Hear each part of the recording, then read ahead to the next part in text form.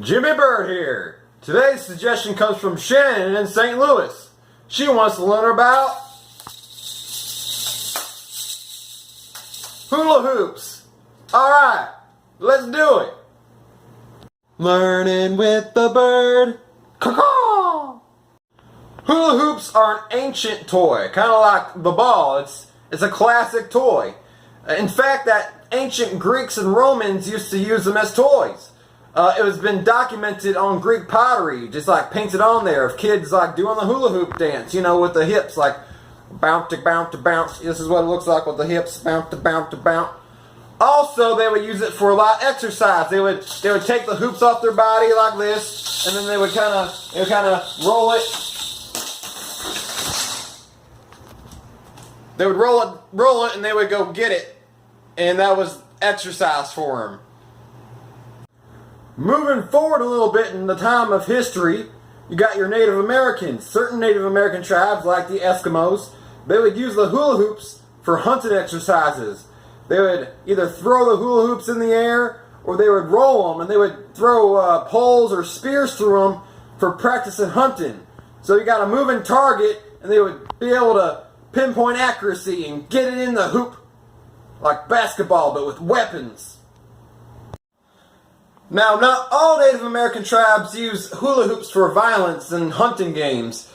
Some Indian tribes, like the Teton Indians, would use hula hoops as part of a ritual dance. Now, the hula hoop is like a circle. It is a circle. It's not like a circle.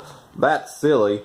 And the circle, you know, it represents the seasons, and it represents life, and like the circle of life, and the Lion King. And they would take up to 12 to 28 hoops to do a ceremonial dance, and you know, remind people that they're going to die, and then when they die, they might come back, or they won't, but it's a circle, because babies and old people are kind of the same.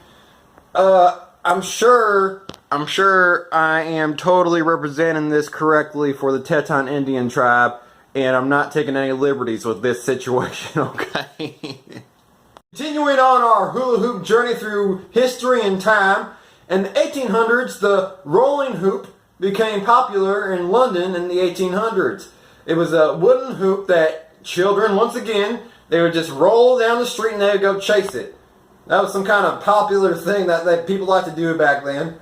Also, it was used as a learning device for little toddlers to learn how to walk correctly. So they would take the hoop, and they would take the hoop and they would roll it as they were moseying down the street.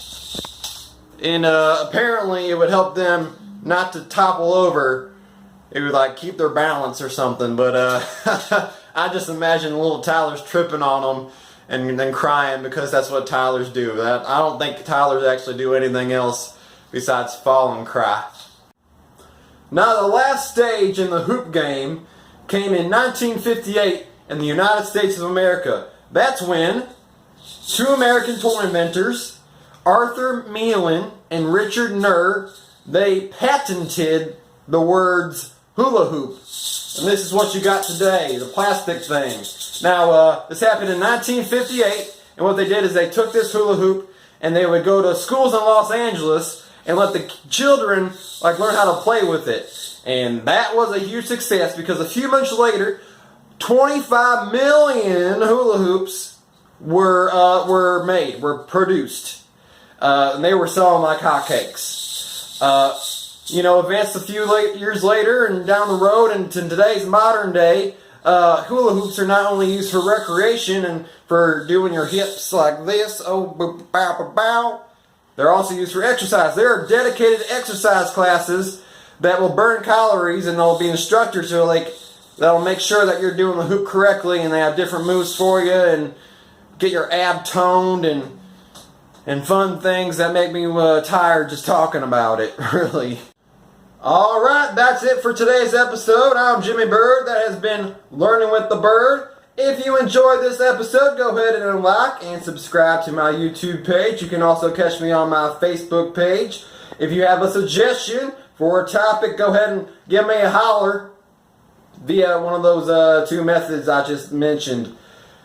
Until next time, keep shaking and baking.